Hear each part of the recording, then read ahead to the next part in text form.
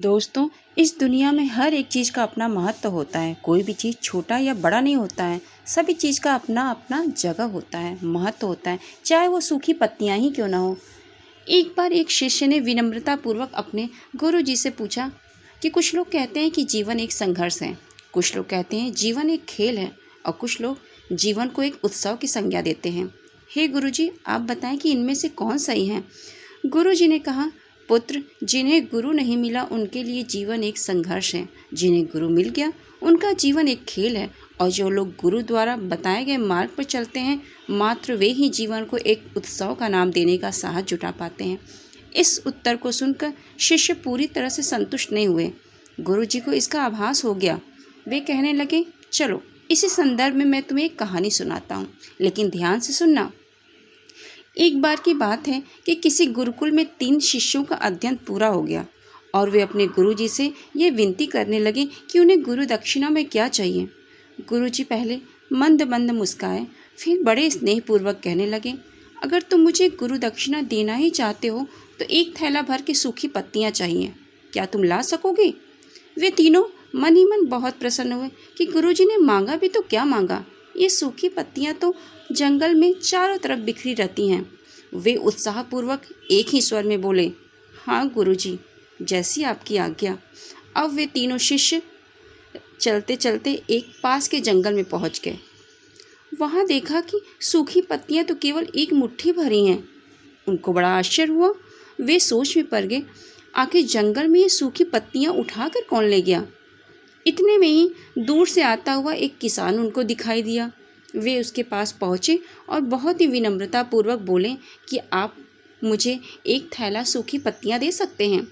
तो किसान ने उनसे क्षमा मांगते हुए बोला और बताया कि वे उनकी मदद नहीं कर सकते क्योंकि वे सूखी पत्तियां उनके ईंधन के रूप में काम आती हैं।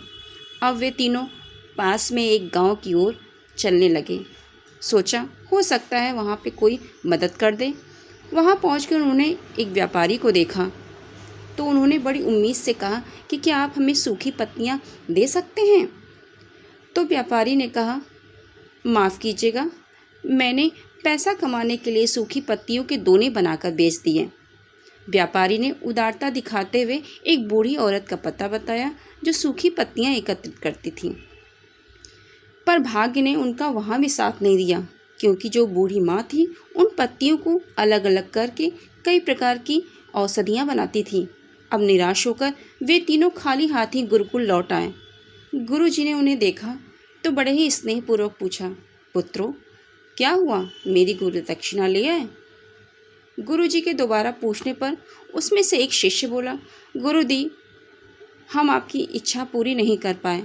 हमने सोचा सूखी पत्तियां तो जंगल में सब जगह बिखरी होंगी, लेकिन बड़े ही आश्चर्य की बात है, उनका भी लोग उपयोग करते हैं। गुरुजी पहले की तरह ही मुस्कुराए और प्रेम पूर्वक बोले, निराश क्यों होते हो, प्रसन्न हो जाओ। यही तो ज्ञान है। यही ज्ञान है कि सूखी पत्तियां भी व्यर्थ नहीं हुआ करती, बल्कि उनके भी उपयोग हुआ करते हैं।